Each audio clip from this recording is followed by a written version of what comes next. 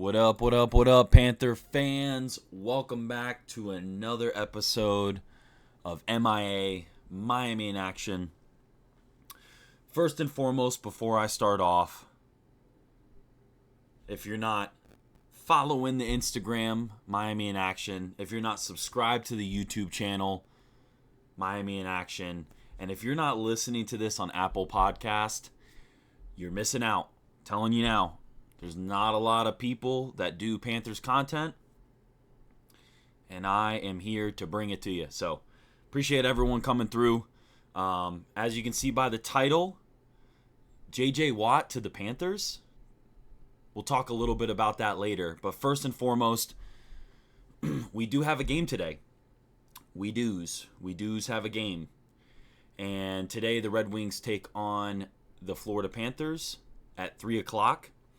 Currently the Red Wings are, let's see what I got here. Currently the Red Wings are 33, 21, and 6 with 72 points. Florida right now 40, 16, and 4 overtime losses for 84 points, leading the Atlantic Division. It's looking like we are going to have Bobrovsky in net as well as Alex Lyon. Good to see Lyon still doing well. Lyon, let's see. What's Lyon got? 18 wins, 9 losses, 2 overtime losses. Alex Lyon putting up some great numbers. Bobrovsky, though, 29 wins, 11 losses, and 2 overtime losses. Save percentage of .916. And Alex Lyon has a save percentage of .912. So a lot of great stuff coming out of Alex Lyon. Definitely going to be a matchup for sure. Right now we have, let's see, Dylan Larkin leads the team with 26 goals, and as we all know, Sam Bennett leads the Florida Panthers with 41 goals. Lucas Raymond leads the Red Wings in assists with 34, and Matthew Tkachuk on just an absolute tear in assists right now with 47 assists. Overall, Florida is favored to win this game. I obviously expect a great matchup. We're playing in Detroit, which will be interesting. Definitely going to be a great test. I don't see any reason why the boys won't get up for this game. As of right now, at the time of this recording, which is about 1 o'clock so far, no major adjustments to the lineup, but obviously we'll see as it gets a little closer. But overall, super excited for this game. I'm really looking to see what we can do on the power play and the penalty kill with a very upskill, high-end team. This is going to be a crazy month for Panthers. Excuse me, for Panthers fans.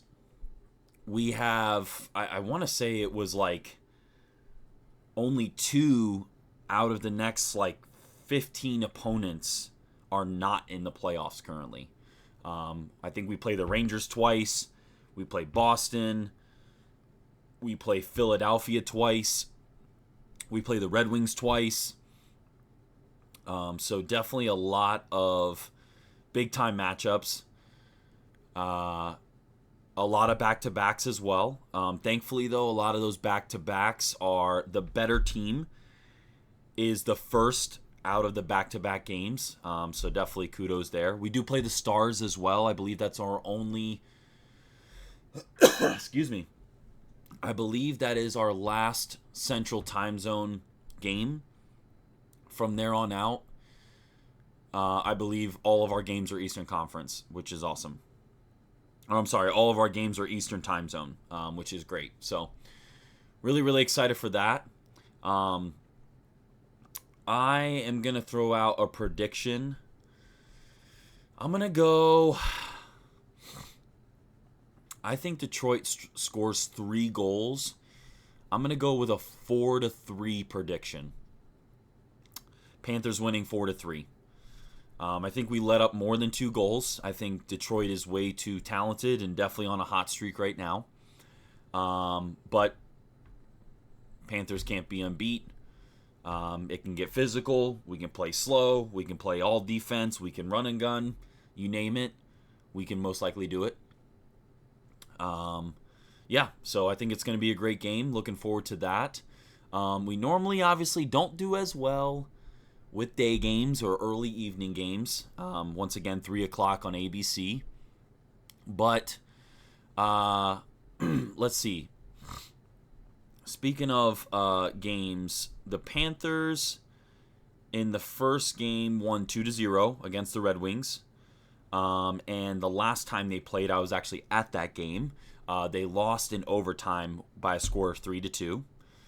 Didn't have Patrick Kane in the last game, but borrowing any miracle, Patrick Kane will play in this game.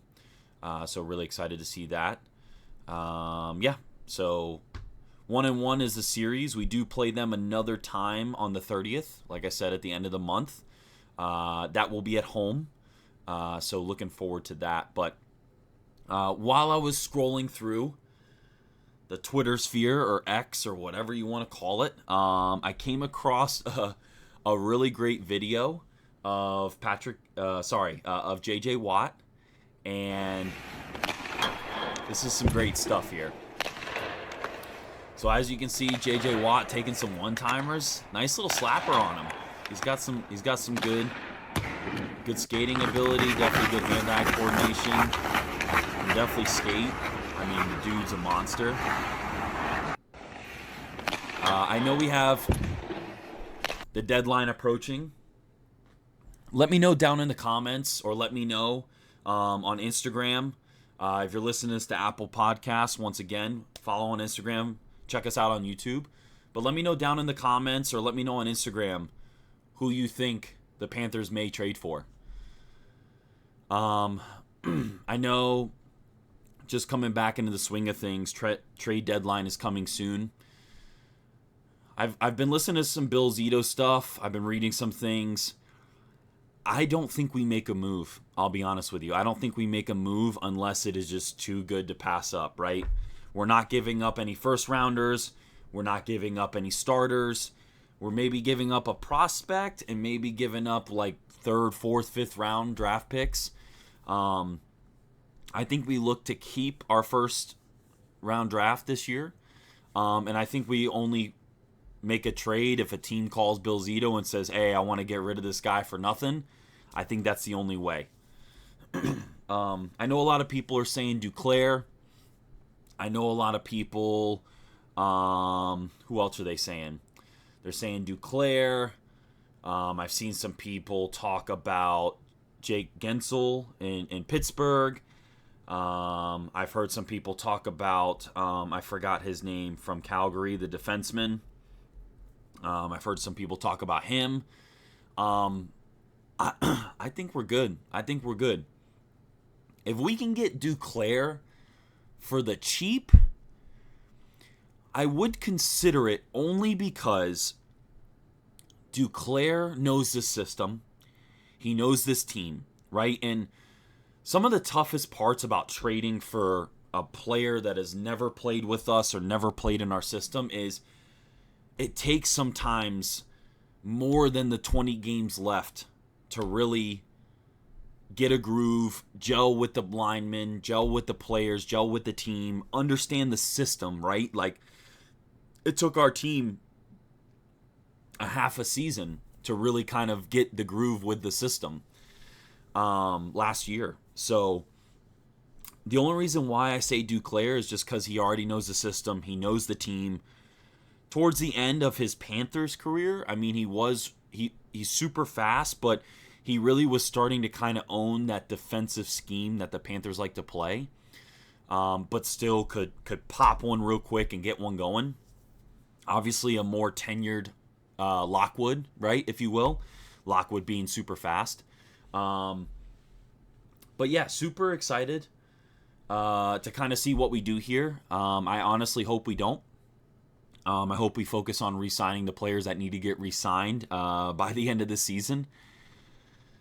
So I'd be happy if that's what our main focus was. But I also understand that we are trying to make a run here and may try to pull out all the stops. Although last time we tried to pull out all the stops, we won the President's Trophy and we got Claude Giroux.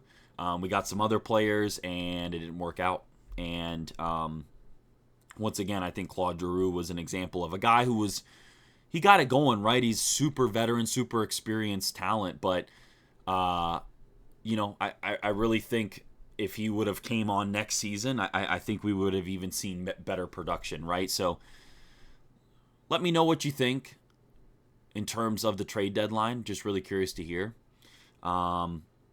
Really excited, really looking forward to the game today against the Red Wings. Once again, 3 p.m. on ABC. Yeah. So that's going to do it for me, guys. Really appreciate the time. Go Panthers. And yeah, if you like what you're seeing here, drop a like, subscribe to the podcast, subscribe to the YouTube channel, drop a follow on Instagram. I appreciate you all, and I'll see you all next time. Take care.